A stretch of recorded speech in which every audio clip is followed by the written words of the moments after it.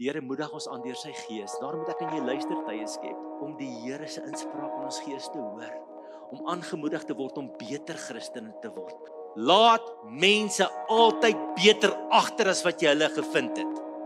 Julle, ons moet mekaar aancheer. Halleluja. Ons moet mekaar aanmoedig op hierdie pad. Behandel elke mens soos 'n 10 uit 10. Nie soos 'n 1 uit 10 en jy's 'n 3 uit 10 en jy's 'n 4 uit 10 nie. Elke mens wat jy hanteer is 'n 10 uit 10. Welkom by Simfonie se podcast. Simfonie is 'n Suid-Afrikaanse kerk aan die Wesrand van Gauteng, waar ons groot liefde vir mekaar, vir God en vir ons gemeenskap het.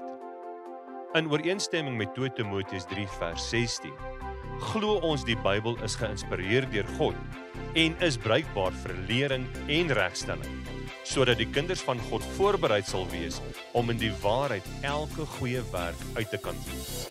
Ons is opgewonde om hierdie kosbare, Heilige Gees geïnspireerde boodskap te deel en mag hierdie saad vrugbare grond vind. Julle, ek het so 'n aanmoedigende woord vir julle en ek wil vanmôre met julle praat oor almal het 'n bietjie aanmoediging nodig. Is dit nie so nie? Elkeen van ons het so 'n bietjie aanmoediging nodig vanmôre. En Verdie is so reg, deur sy woord vanmôre kom moedig hy ons aan en sê wees sagte grond vir die Heilige Gees. Wees sagte grond vir die Heilige Gees en vir die saad van die woord. Nou ek weet nie van julle nie, maar die jaar trek nou lekker lank, né? En nou voel partykeer so in die oggendjie opstaan alweer maandag. En ek moet nou weer die week vat. En vir sommige van julle was dit 'n tawe jaar gewees, moeilike jaar gewees. Voel so 'n bietjie gekneus. So 'n blou kolletjie hier en 'n stikkende plekkie daar en in die lewe het jy so 'n bietjie gerol hierdie jaar, hè? As jy so terug dink jy, okay, ek is hier, maar hy het my bietjie gerol. Van ons hou nog redelik spoed, maar van ons het dalk langs die pad so 'n bietjie begin sê, joh, ek het so 'n bietjie begin fokus verloor. Ek het begin spoed verloor. En dalk ervaar jy dit in klein goedjies, soos byvoorbeeld jou Bybel lees. Jy ervaar skielik, my Bybel lees is net nie meer op datum. Ek skiep. Ek mis 3 dae en lees ek 'n bietjie en jy kom agter maar ek mis bid. Ek begin my tydjies met die Here mis. Ek skiep. Skielik kom jy agter maar ander goed wat eintlik nie regtig prioriteit is nie, begin prioriteit kry en my lewe hardop so bietjie skeef. En dalk in jou huis waar jy so getrou dalk gesê het, kom ons bid saam as 'n huwelikspaartjie, daai goeie gewoonte wat jy begin het, dalk net bietjie agteruit gegaan in die jaar. Huisgodsdienst het so bietjie een kant toe gegaan en jy het net so bietjie ou patrone van 2024 wat jy beloof het 1 Januarie 2025 gaan nooit weer terugkom nie. Skielik kom jy agter net die goedjies is weer terug. 2024 is weer by my. En dit voel net so, ja, ek het so bietjie net moeg geraak, ek het so bietjie fokus verloor, ek is nie waar ek moet wees nie. Maar in sulke tye moet ons weet, dat ons het mekaar se aanmoediging nodig. En dat ek en jy nie alleen hierdie pad kan hardloop nie. Ek het jou nodig om my aan te moedig, en jy het my nodig om jou aan te moedig, om hierdie geestelike pad te hardloop, om die pad van Jesus te loop, As iemand vir jou gesê, dis altyd 'n maklike pad, het vir jou gejok, daar's wonderlike oomblikke, maar dis nie altyd maklik nie, ons het regtig mekaar se aanmoediging nodig. Nou in 2 Korintiërs 1 vers 1, is daar hierdie pragtige gedeelte oor aanmoediging, wat vir ons geskryf is. En kom ons lees daar van vers 2 af, 2 Korintiërs 1 vanaf vers 2. Genade en vrede vir julle van God ons Vader en die Here Jesus Christus. Aan God, die Vader van ons Here Jesus Christus, kom al die lof toe. Hy is die Vader wat hom ontferm. Die ou vertaling of die ander vertaling sê, die Vader wat barmhartig is en die God wat in elke omstandigheid moed gee. Let mooi op hierdie 2 eienskappe van God. In elke moeilikheid bemoedig hy ons. Daarom kan ons ook ander bemoedig wat in allerlei moeilikhede verkeer. En ons kan hulle bemoedig met dieselfde bemoediging waarmee God ons bemoedig. Want net soos daar vir ons 'n oorvloed van lyding is ter wille van Christus, is daar ook vir ons 'n oorvloed van bemoediging deur Christus. As ons dus in beproewing kom, is dit om julle te bemoedig, sodat julle bemoedig en gered kan word. As ons bemoedig word, is dit om julle te bemoedig en te versterk, sodat julle met geduld dieselfde lyding kan verduur wat ons ook verduur. En wat julle betref, het ons 'n vaste verwagting. Ons weet dat net soos julle saam met ons deel het aan die lyding, julle ook deel het aan die bemoediging. Ons wil hê broers, dat julle moet weet wat die moeilikhede is wat ons in die provinsie Asië ondervind het. Die swaar wat ons moes verduur, het ver bo ons kragte gegaan. Sodat ons selfs die hoop om te bly lewe laat vaar het. Trouwens, dit het vir ons gevoel asof die doodsvonnis klaar oor ons uitgespreek is, maar dit het gebeur sodat ons nie op onsself sou vertrou nie, maar op God wat die dooies opwek tot die lewe. Dit is hy wat ons uit so groot doodsgevaar gered het en ons weer sal red. Daartoe werk julle mee deur vir ons te bid. So sal die gebede van baie 'n seën van God vir ons bring. En dan sal baie hom vir ons dank. Hierdie stuk vertel hoe God is, twee wonderlike eienskappe wat die Here het. Hy's die God wat ontferm. Die Bybel sê hy is barmhartig. Hy gee om vir jou. En ek weet baie keer laat die lewe ons voel asof ons nie geliefd is nie, maar die Bybel leer ons dat God staan nooit koud teen jou nie. Sy hart is nooit afsydig teenoor jou nie. Hy het 'n sagte plek vir jou in sy hart. Hy is die God wat ontferm. En dan is die lewe soms hard en onregverdig. Al is omstandighede partykeer kliphard. En al is mense partykeer hard en onredelik. God is nie so nie. God is 'n God wat ontferm. Hy het 'n sagte hart vir jou. Jy is sy skepping. Hy het jou gekoop met die bloed van Jesus en hy voel baie sag oor jou. En ek en jy moet dit glo dat God baie sag oor ons voel en dat hy ons baie liefhet. As jy nie daai wete het nie, sal die lewe vir jou te moeilik raak. Sal die lewe vir jou te moeilik raak. Jy moet altyd weet, die lewe is nie regverdig nie en die lewe is soms hard en dinge gebeur wat ek baie keer nie verstaan nie, maar een ding is seker, God het my lief. Kan ons amen daarop sê? En dit gee die lewe sin en betekenis. Hy is ook die God wat bemoedig. Hy het my nie net lief nie, maar hy doen iets. Hy bemoedig. En hoe doen hy dit? Hy doen dit deur sy gees. Johannes 14 vers 16 sê Jesus, en ek sal die Vader bid en hy sal vir julle 'n ander trooster gee. Nou daai woord trooster word ook vertaal met helper, of dit kan ook vertaal word met bemoediger. Dis die ander woord vir daai Griekse woordjie. Ek gaan vir julle 'n ander bemoediger gee om by julle te bly tot in ewigheid. En die Here bemoedig ons, bekragtig ons met sy gees. Sy gees is elke tree van my lewenspad by my, elke dekade van my lewe, in my tienerjare, my 20s, my 30s, my 40s, my 60s, my 70s, tot op daai dag dat ek my oë toemaak en my laaste asem op aarde haal. En dit is so belangrik om te weet, die Heilige Gees is getrou saam met my. Waar hierdie spesifieke Griekse woordjie vandaan kom, in die Griekse tye het hulle maratonne gehardloop. Ja, die ouens was nie net vandag nie lekker nie, was daai tyd klaar nie lekker nie, hulle het maratonne gehardloop. En dan het hulle hierdie maratonne gehardloop, en dan 'n sekere gedeelte het daar 'n ou vir hulle gestaan en wag. En sy naam was die Parakletos, en hy het vir hulle gewag. En dan het hy saam met hierdie atleet gehardloop, want hy het nou die pad geken vooruit. Hy weet waar's die bulte, hy weet waar is dit afdraande, waar's dit styl, waar's daar 'n rivier, waar moet ou versigtig wees, waar's die pad 'n bietjie skuins, en waar's die klippe los.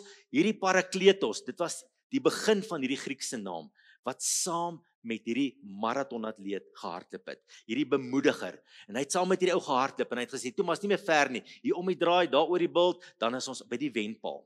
En hierdie Parakletos het saam gehardloop, en so hardloop en loop die Heilige Gees saam met ons. Is dit nie 'n wonderlike Heilige Gees nie? Elke tree van die pad. En hy wil in jou influister, in jou gees influister en sê, hou aan. Hy wil jou bemoedig en hy wil vir jou sê, hou jou oë op die wenpaal, hou jou oë op Jesus. Jy kan beter doen in hierdie omstandighede. Jy kan vasbyt. Jy gaan nie deurkom. God gaan jou deurdra. En daarom moet ek en jy as kind van die Here luistertye in ons lewe skep. As ek en jy net altyd te besig is te hardloop en ons skep nooit tyd vir die Gees van God om met ons te praat nie, gaan ons nie hoor nie. En daarom luistertye is belangrik. En luistertye is 'n interessante ding wat baie van ons, omdat ons dit nog nooit beoefen het nie, moet inoefen in ons lewe. Ons moet dit inoefen. So, die goeie manier om dit in te oefen is, kry 'n boek of begin op jou selfoon dit in te tik. Maar dan luister jy. Dan sê Here, ek is hier vandag en ek wil graag net hoor wat hy vir my wil sê. En dan bly jy stil, dan wag jy. En dan tel jy op in jou gees wat die Here vir jou sê. 'n Goeie manier om te begin is om in die eerste persoon te begin, is om te sê, waar God direk met jou praat. My kind, ek wil vandag vir jou sê. En dan doetjie, dan wag jy. My kind, ek wil vandag vir jou sê. My ervaring is, en baie mense wat hier onder julle sit, sal die volgende vir julle sê, daar sal oomblikke wees dat God streng met jou praat en jou vermaan, want hy wil die beste vir ons hê. So sy vermaaning is in liefde. Maar meerentyd het ek beleef hoe die Here vir my sê dat hy my liefhet. Ek hoor my hemelse Vader se stem. Hierdie influistering van die Heilige Gees wat vir my sê, ek sien raak. Ek verstaan en ek is by jou. En dan is daar natuurlik oomblikke wat hy sê, ek kan mooier met jou vrou praat. En dan, Here sien dit, hy sien dit nooit oor nie. En hy moedig jou aan. Maar om luistertye te skep en om die aanmoediging van God te hoor, is 'n wonderlike ervaring. Want die Heilige Gees is die Parakletos, die een wat saam met jou hart loop. En wat vir jou sê, pas op vir die klippe. Hou net uit. Jy's amper daar. Jy's amper by die wenpaal. Hou net aan. Dis die aard en die karakter en die persoonlikheid van ons Skepper om aan te moedig. Dis wie hy is. Hy wil hê jy moet wen. God se plan, vir nie een van ons wat hierso sit vandag in hierdie gemeente, so bly om julle so baie te sien vandag, is nie vir een van ons dat die duiwel ons moet platloop en dat ons moet verloor nie. God het 'n wenplan vir ons. Jy kan hard halleluja sê. Halleluja. Dis nie God se plan dat jy platgeslaan moet sit langs die pad nie. Hy is jou grootste aanmoediger. Ek het baie keer skaam vir 'n kind op 'n rugbyveld gekry soos sy pa skree. Dink ek, hoe bly my pa het nie so geskree toe ek rugby gespeel het nie, né? Maar kan jy jou pa hoor in die paviljoen vandag? Wat vir jou sê, jy kan my dogter. Ek's by jou. Jy kan dit doen. My broer, kan jy hoor vanmôre hoe die Here vir jou aanmoedig en sê, ek's by jou, my gees is by jou hardloop. Ek is by jou, hy moedig jou aan. En ons lees in die Ou Testament van 'n man Joshua, toe Moses dood is, en hierdie ou moet hierdie geweldige skoene vol staan van Moses. En die Here moedig hom aan. Hy begin, sy intree met Joshua is bemoediging. Hy sê vir hom, Joshua, in Joshua 1 vers 5, solank jy lewe, sal niemand bestand wees teen jou nie. Soos ek by Moses was, sal ek by jou wees. Ek sal jou nie in die steek laat nie, jou nie verlaat nie. Wees sterk, wees vasberade. Kan jy dink die Here praat so met 'n man? En hy sê vandag vir jou, God sê dit vir jou, wees sterk man, jy gaan dit doen. My krag is by jou, my gees gaan jou help. Hy sê jy moet hierdie volk die beloofde land in besit laat neem wat ek met 'n eed aan hulle voorvaders beloof het. Hy sê wees veral sterk en baie vasberade in die uitvoering van die wet wat my dienaar Moses jou beveel het. Moet daarvan nie links of regs afwyk nie, dan sal jy voorspoedig wees net waar jy gaan. Hoor jy vandag die aanmoediging? Hoor jy die Here wat jou aanmoedig? Hoor jy baie keer hoe die Here vir jou sê, mooi so, hou aan. Baie keer sal die Here sê, nee, moenie nou gaan sit nie, jy kan nie nou sit nie. Jy moet opstaan, jy moet vasbyt. My gees help jou. Die Here moedig ons aan deur sy gees. Daarom moet ek en jy luistertye skep om die Here se inspraak in ons gees te hoor, om aangemoedig te word om beter Christene te word, om harder te hardloop, om vir die Here uit te styg, om God se plan ons in te maak, om alles te word wat die Here wil hê ek moet wees. Ons moet ook luister na die woord, want die Here moedig ons aan deur sy gees se inspraak, maar ook deur sy woord. Nou die woord het 'n kragtige effek op my en jou. 1 Tessalonisense 2 vers 13 sê, daarom dank ons God sonder ophou dat, toe julle die woord van God ontvang het, wat deur ons verkondig is, julle dit aangeneem het, nie as die woord van mense nie, maar soos dit waarlik is, as die woord van God, wat ook werk in julle wat glo. Die woord is nie net 'n klomp mooi idees nie, 'n klomp mooi gedagtes nie. Die Bybel sê die woord werk in ons. En wanneer ek die woord in my gees inneem, is daar 'n goddelike werking in my. Dit maak my sterk, dit moedig my aan, dit maak dat ek volhard op hierdie pad. Daarom moet ek tyd maak om die woord te lees, en nie net oppervlakkig te lees nie, maar regtig te bestudeer en te bedink en dit in my gees in te bou, want die Here wil my bemoedig. Die Here wil my bemoedig deur sy woord. Daarom, kind van God, moet nooit onderskat die bemoediging wat jy uit die woord van die Here kry nie. As jy nou 'n ontmoedigde kind van God wil wees, op Bybel lees, jy sal ontmoedig word deur die omstandighede. Elke ding wat in hierdie wêreld gebeur, in die wêreld rondom ons het hulle kompas verloor. Maar ek en jy kan by die Here hoor uit sy woord, en die Here kan ons bemoedig, en hy kan ons sterk maak vir dit wat voor lê. Nou nog 'n manier hoe die Here ons aanmoedig, nie net deur sy gees nie net deur sy woord nie, maar ook deur mense. 2 Korintiërs 1 vers 4 sê, in elke moeilikheid bemoedig hy ons, daarom kan ons ook ander bemoedig. Wat in allerlei moeilikheid verkeer. God wil jou gebruik om te bemoedig.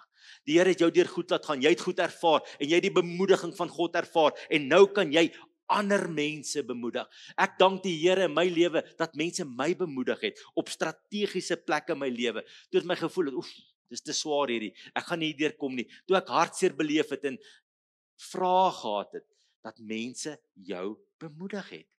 Toe jy gevoel het, jy wil so 'n bietjie spoed verloor, dat mense jou bemoedig en sê, nie nou tyd om spoed te verloor nie, is nou tyd om harder te hardloop. Ek en jy is God se instrument. Dis van die grootste werk wat jy vir die Here kan doen op aarde, is om iemand te bemoedig. Ek dink die grootste werk is om te getuig, en mense van Jesus te vertel, om ons sending opdrag uit te leef, maar ek dink baie naby daaraan is bemoediging. Om te bemoedig.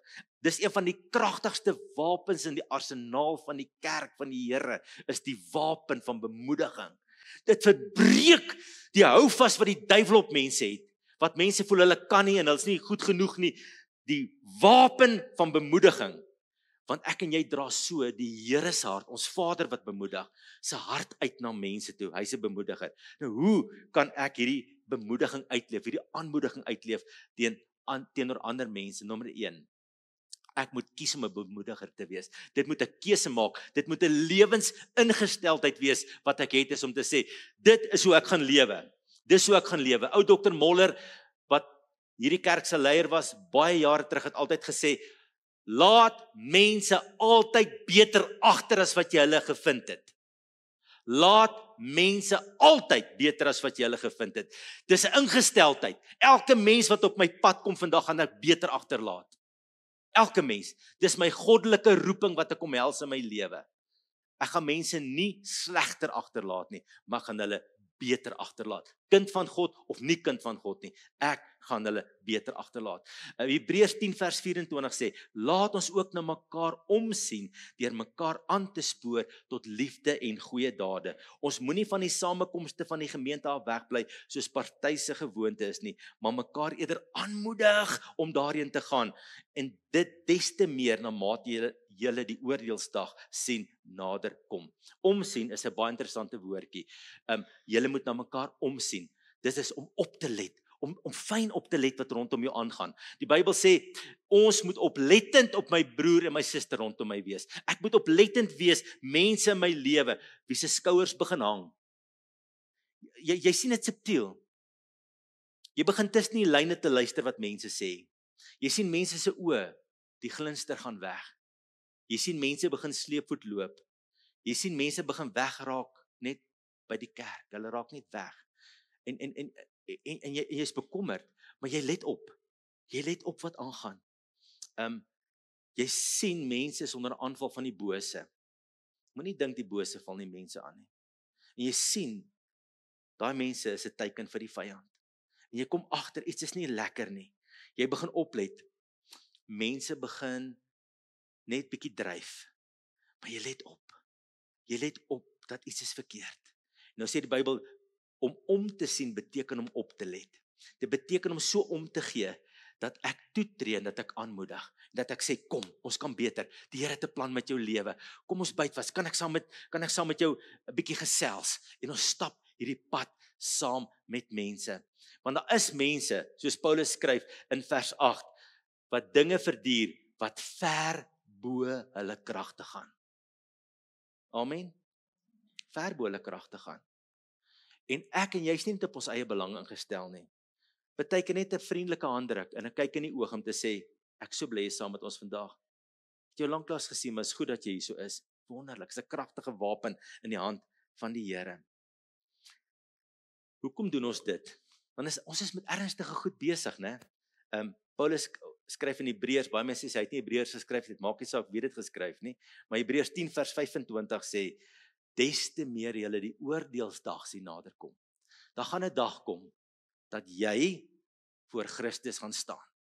Daar gaan 'n dag kom. Daar gaan 'n dag kom dat jy voor die lewende, verreëse, verheerlikte Christus, die Here van die Here en die Koning van die konings gaan staan. En dat jy verantwoording vir jou lewe gaan doen. En daar gaan niemand wees nie, dit gaan jy en Christus wees. En die Bybel sê, ons moet mekaar aanmoedig, want daai dag kom.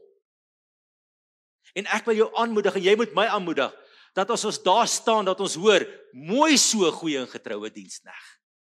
Maar ek kan nie alleen dit doen nie, ek het jou nodig, en jy het my nodig, want dis ernstige goed waarmee ons besig is.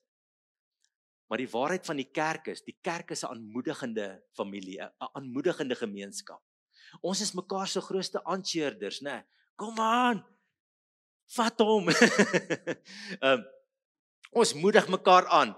En hoor jy moet jou man aanmoedig. Kom my man, hardloop die reisies, my vrou, kom, hardloop my kind, jy kan dit doen, papa, mama, dankie, moenie nou moeg raak nie, jy het so lank goed uitgehou, moenie nou spoed verloor nie.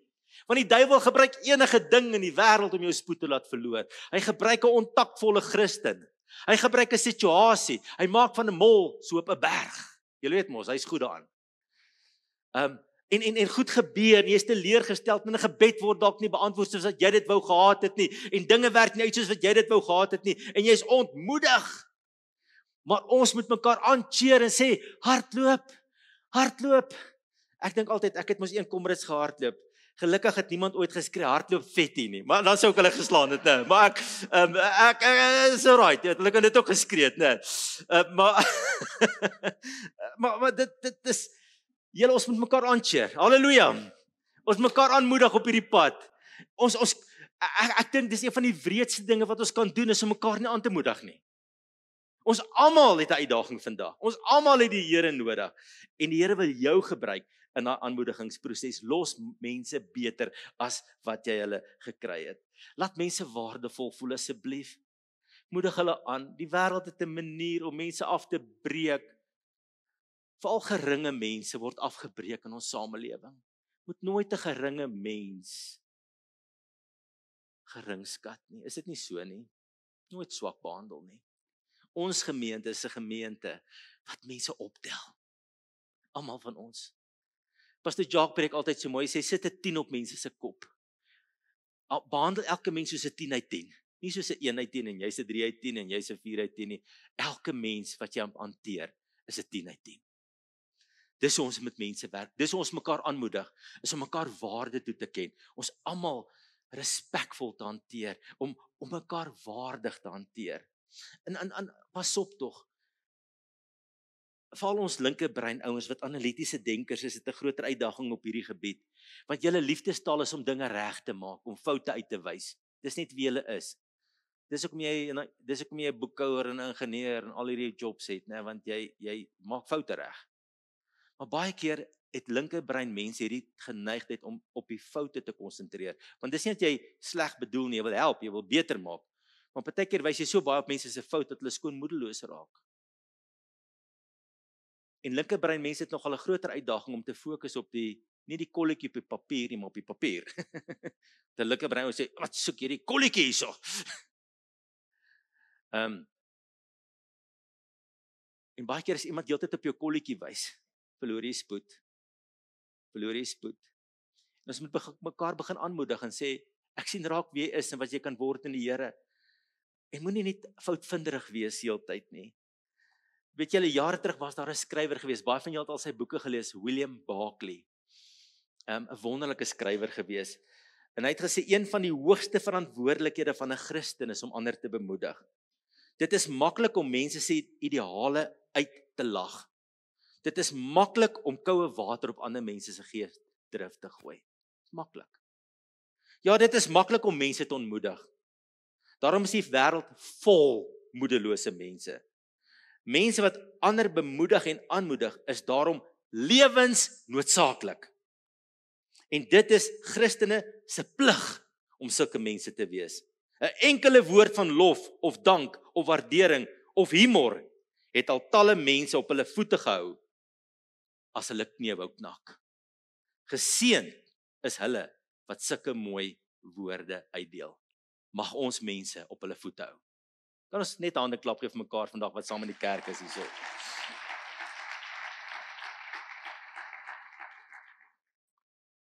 Ons moet opbouende woorde sê, Spreuke 18 vers 21 en ek is besig om klaar te maak. Dood en lewe is in die mag van die tong. En elkeen wat dit graag gebruik sal die vrug daarvan eet. Het is wonderlik om hierdie lewegewende woorde by mense te hoor wat jou hart opbou, woorde van dank en woorde van waardering is baie spesiaal. Is baie spesiaal. Julle weet, 'n huwelik floreer op mooi woorde. Mooi woorde. Wanneer mooi woorde in 'n huwelik opdroog, dan droog die liefde ook op. Moet nooit die krag van mooi woorde onderskat nie, wat uit jou hart uitkom, vir mense dit te sê nie, vir daai kosbare vrou, vir daai kosbare man wat die Here jou gegee het. Dit bring 'n band, wanneer jy mooi woorde hoor. Baie mooi. Ek spot baie keer oor my bou en my lyfie, en dan sal my vrou baie keer vir my sê, ag, jy is nie so vet nie, my man. En dan dink ek, jy is die beste ding op aarde, jy weet.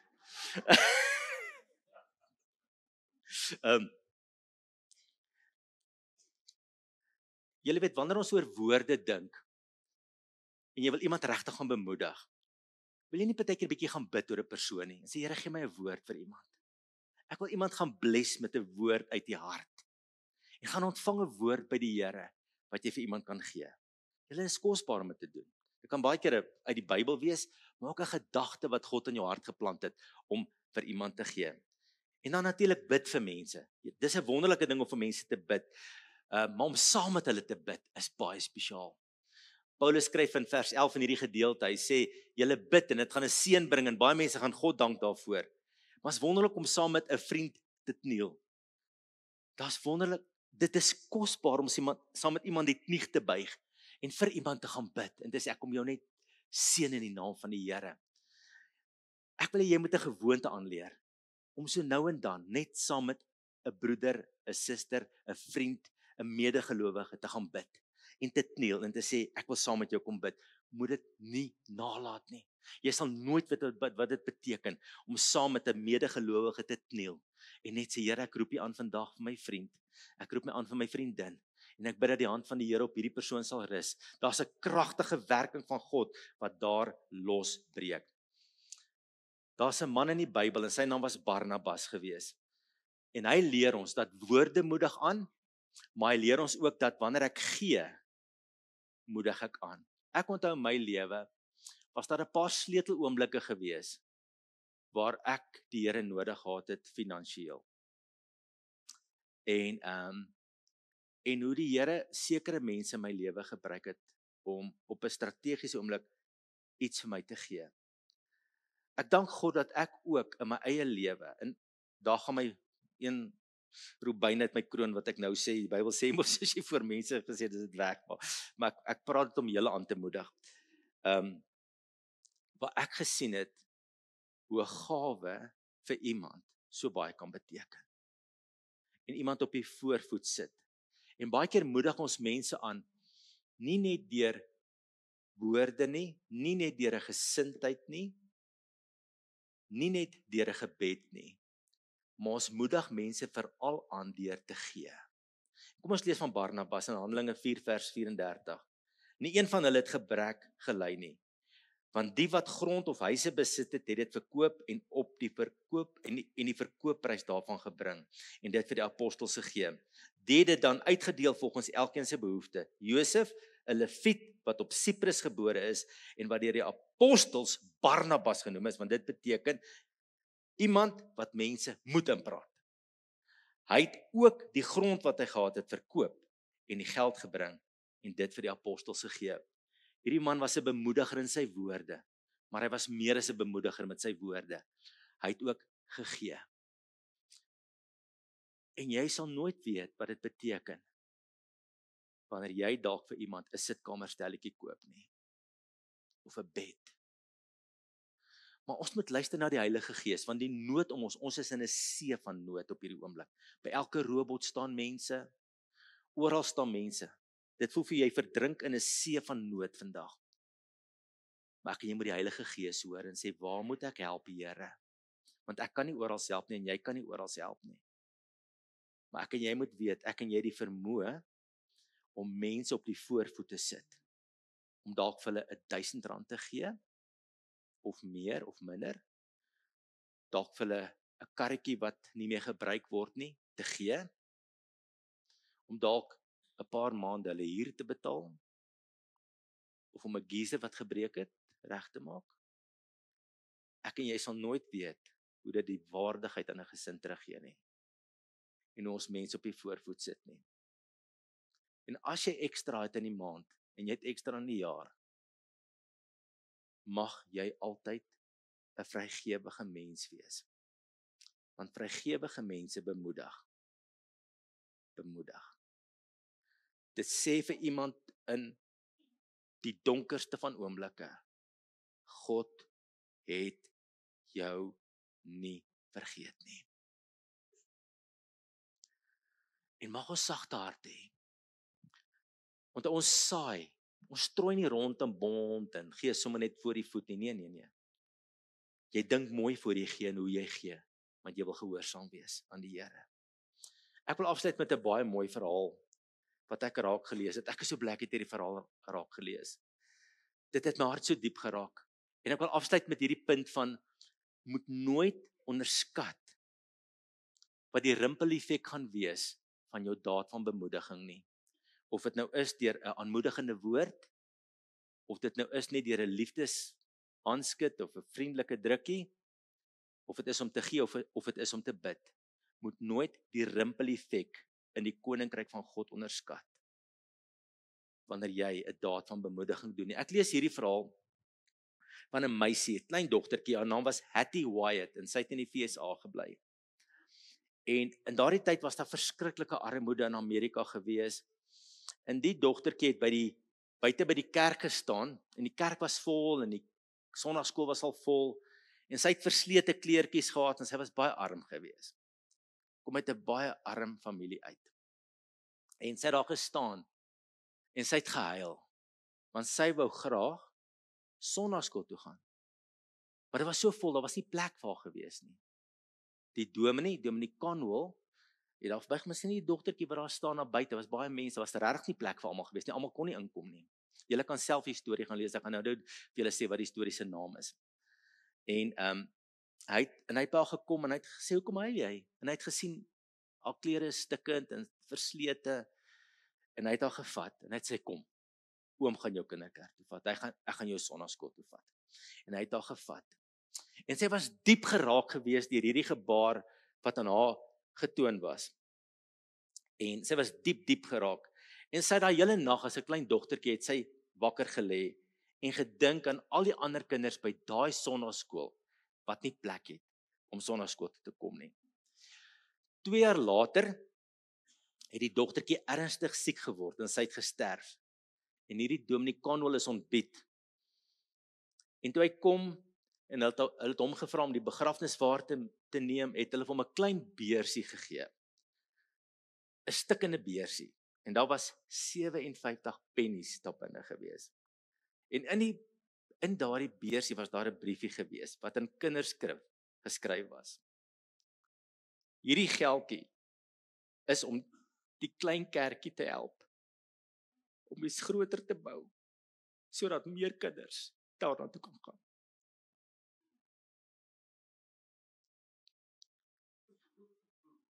Hulle sê vir 2 jaar lank het hierdie kind aan hierdie 57 pennies gespaar, sodat hulle 'n groter sonnaskool kan bou. Dominee Conwell het die kerk daarvan vertel en die koerant het daarvan gehoor. En die proses is in die gang gesit. Iemand wat baie grond besit het 'n bydrae begin maak en julle kan die storie gaan lees. Die storie se naam is 57 pennies. En daar's toe 'n groot kerk gebou wat 3300 mense kan sit. The Temple Baptist Church. Daar's ook 'n Temple University begin. Daar's ook die Good Samaritan Hospital begin. As gevolg van 'n dominee wat 'n kindjie net bemoedigend gehelp het om in 'n sonnaskooltjie te kom. En 'n geweldige proses is in die gang gesit. Vandag in hierdie kerk is haar fotootjie daar in die ingangsportaal en ook Dominee Conwell sinne. En 54 van die 57 pennies is blykbaar ook daar in die voorportaal by hierdie kerk. Die rimpel effek wat jy gaan veroorsaak deur iemand te bemoedig, kan onberekenbaar groot wees. Halleluja! Halleluja en amen. Mag hierdie kosbare woord van Pastor George jou help om 'n helder lig vir Jesus in die wêreld te wees.